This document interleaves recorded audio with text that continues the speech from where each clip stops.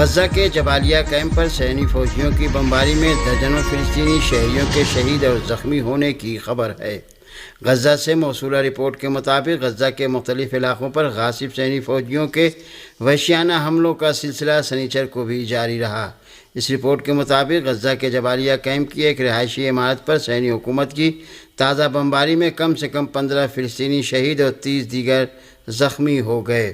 اس report کے مطابق Jabalia camp پر تازہ بمباری میں شہید اور زخمی ہونے والے فلسطینی پناہ گزین تھے جو اپنے گھروں کو واپس جانے کی تیاری کر رہے تھے۔ اس بمباری میں شہید اور زخمی ہونے والوں میں عورتیں اور بچے بھی شامل ہیں۔ رپورٹوں میں بتایا گیا ہے کہ غاصب صہیونی حکومت نے غزہ کے شمالی، مرکزی اور جنوبی علاقوں پر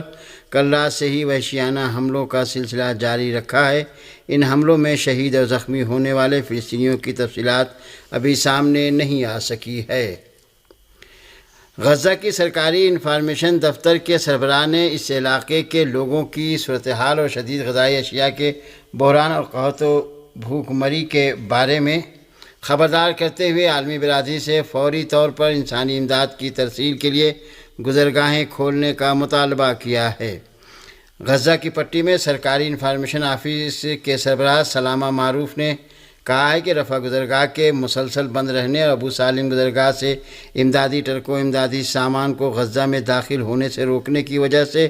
غزہ کے اندر انسانی بحران مزید پیچیدہ ہوتا جا رہا ہے۔ انہوں نے مزید کہا کہ قحط کے خوف سے غزہ شہر اور غزہ کی پٹی کے شمال کو ایک بار پھر خطرہ لاحق ہے اور اس کے وسطی اور جنوبی صوبوں میں غذائی تحفظ کا بحران شدت اختیار کر رہا ہے، خاص طور پر جب سے قابض فوج کی کارروائیوں کی وجہ سے دسیوں ہزار لوگ رفح سے بے گھر ہو چکے ہیں۔ سلامہ معروف نے کہا کہ ہماری قوم کو امداد فراہم کرنے کی کوشش بہت سست اور انسانی تباہی کی شدت کے مقابلے میں انتہائی کم ہے۔ گزشتہ ہفتے کے دوران غزہ پٹی کے مرکز اور جنوب میں داخل ہونے والے ٹرکوں کی تعداد 100 سے زیادہ نہیں تھی، جبکہ غزہ شہر اس کے شمال میں داخل ہونے والے ٹرکوں کی تعداد 230 ہے جو کہ عالمی ادارے خوراک کے تعاون سے بھیجے گئے تھے، اور آٹے کی 184 ٹرک داخل ہوئے، جبکہ صرف 2 ٹرک دواؤں اور دیگر خوراک کے پیکج کے ساتھ داخل ہوئے ہیں۔ انہوں نے مزید کہا کہ ایسے عالم میں جبکہ انسانی المیہ شدت اختیار کر رہا ہے، ہم رفح کراسنگ سے حملہ آوروں کے انخلاء کا مطالبہ کرتے ہیں۔ اس فلسطینی عہدیدار نے مزید کہا کہ ہر کسی کو قابضین پر دباؤ ڈالنا چاہیے کہ امدادی قافلے کو رفح اور کرم ابو سالم جیسی مشہور گزرگاہوں سے داخل ہونے کی اجازت دیں، نیز المنتہا، الشجاعیہ اور بیت حانون کراسنگ کو فعال کریں۔ انہوں نے تاکید کی کہ عالمی برادری کو بھوک سے مرنے والوں کو بچانے کے لیے فوری اقدام کرنا چاہیے اور بہترین راستہ زمینی گزرگاہیں ہیں کہ جن کے ذریعے سے غزہ کی پٹی میں امدادی ٹرکوں کے لیے 22 سے باقاعدہ داخلہ ممکن ہے۔ سلامہ نے کہا کہ قابض عناصر ان ٹرکوں کو جو مصر اور رفح کراسنگ کے اس پار قطار میں کھڑے ہیں، اس سلامتی کونسل اور دی ہیگ فوجداری عدالت کی قراردادوں کو نظر انداز کرتے ہوئے انہیں داخل ہونے سے روک رہے ہیں اور غزہ کے مکینوں کی دردناک انسانی صورتحال پر ذرا بھی توجہ نہیں دے رہے ہیں۔ ہندوستان کے دارالحکومت دہلی میں انتخابی مہم اپنے عروج کو جا پہنچی، جبکہ اپنے دہلی امیدوار پر ہونے والے حملے کی کانگریس پارٹی نے شدید الفاظ میں مذمت کی ہے۔ ہندوستان کے وزیر اعظم نریندر مودی اور کانگریس پارٹی کے لیڈر راہل گاندھی قومی دارالحکومت دہلی میں جاری چلچلاتی گرمی اور زبردست انتخابی سرگرمیوں کے درمیان آج اپنی اپنی پارٹیوں کے امیدواروں کی حمایت میں انتخابی ریلیوں سے خطاب کر رہے ہیں۔ نریندر مودی شمال مشرقی دہلی میں پارٹی امیدوار منوج تیواری کے لیے ووٹ مانگنے کے لیے انتخابی ریلی میں شرکت کی، جبکہ کانگریسی لیڈر راہل گاندھی چاندنی چوک پارلیمانی حلقے میں پارٹی امیدوار کی حمایت میں انتخابی ریلی سے خطاب کیا۔ اس سے پہلے انہوں نے اتر پردیش کے بارہ بنکی میں ایک ریلی سے بھی خطاب کیا۔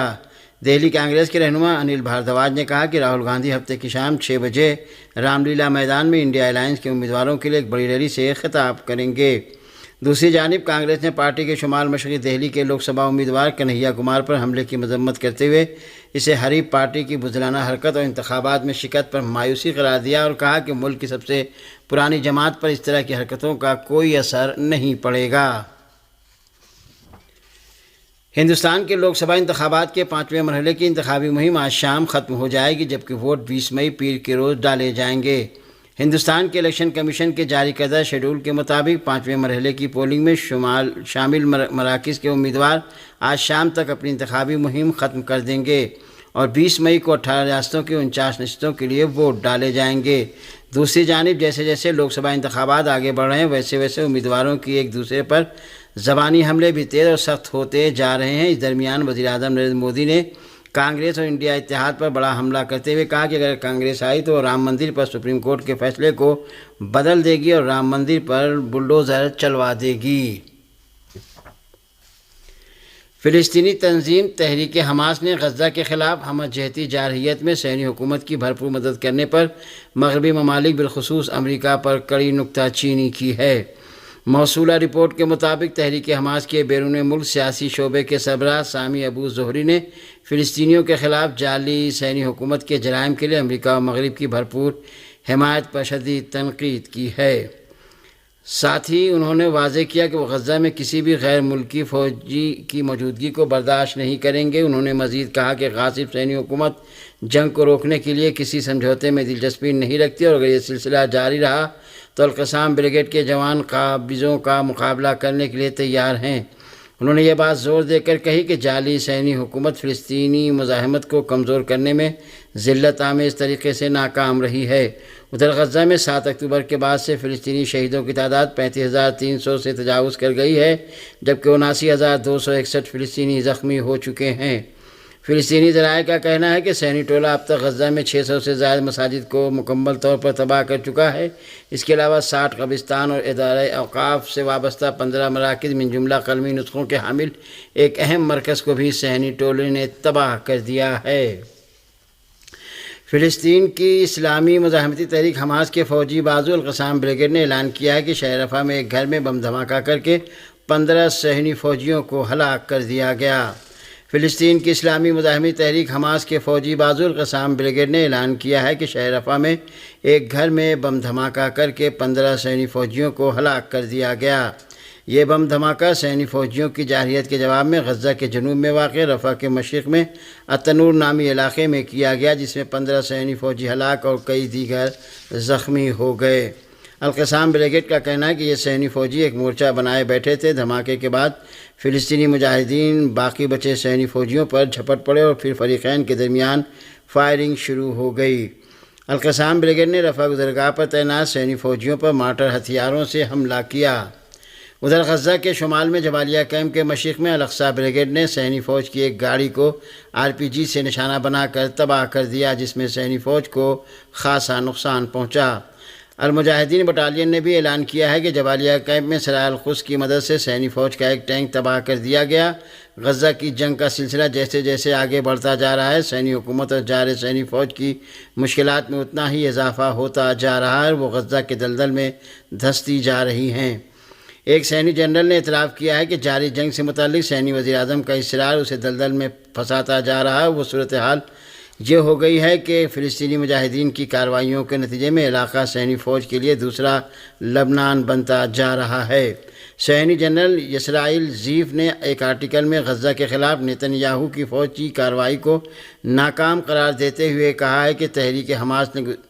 غزہ میں خود کو منظم کر لیا اور اسرائیلی فوج کا ڈٹ کر مقابلہ کر رہی ہے۔ اس صہیونی جنرل نے کہا کہ نیتن یاہو نے جو تیسری تلوار کے زیر عنوان کارروائی شروع کی وہ خود صہیونی فوجیوں کے خلاف ہے جس کا کوئی نتیجہ برآمد نہیں ہوگا اور اسرائیل کی نیتن یاہو حکومت کو ہی نقصان پہنچے گا۔ ذرائع کے مطابق حماس نے مکمل توانائی کے ساتھ نیتن یاہو کابینہ کے جنگی فیصلے کا مقابلہ کرنے کی تیاری کر لی ہے اور اسرائیل حماس کو دبانے یا اس پر فتح حاصل کرنے میں ناتواں و ناکام رہا ہے۔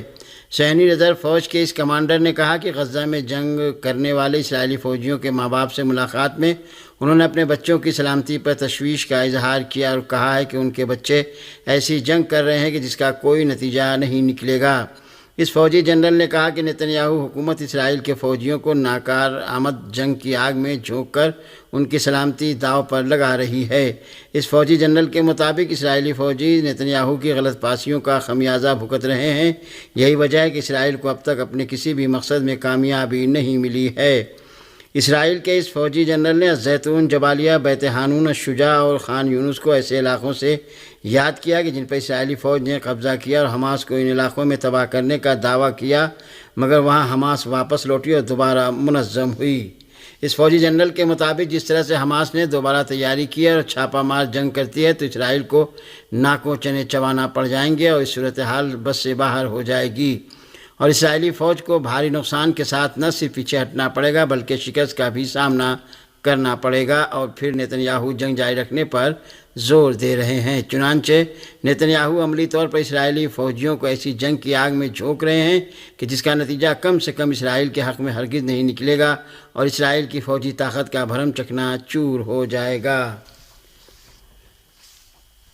اور آخر میں یہ خبر کہ پاکستان نے سینٹرل ایشین والی بال چیمپئن شپ کا ٹائٹل اپنے نام کر لیا۔ پاکستانی میڈیا کے مطابق سینٹرل ایشین والی بال چیمپئن شپ کا فائنل پاکستان اور ترکمنستان کے درمیان کھیلا گیا جس میں پاکستان نے 3-1 سے ہرا دیا۔ پاکستان کی ٹیم نے فائنل میچ میں پہلے، دوسرے اور چوتھے سیٹ کو اپنے نام کیا جس میں اس نے بالترتیب 25-21، 25-19 اور 25-14 سے اپنے حریف کو مغلوب کیا جبکہ تیسرے سیٹ میں 20-25 سے وہ اپنے حریف سے ہار گئی۔ اس چیمپئن شپ میں قرغیزستان نے سری لنکا کو شکست دے کر تیسری پوزیشن حاصل کی۔ کھیل کے اختتام پر وفاقی وزیر احسن اقبال نے کھلاڑیوں میں انعامات تقسیم کیے جبکہ مختلف ممالک کے سفیروں نے بھی فائنل میچ دیکھا۔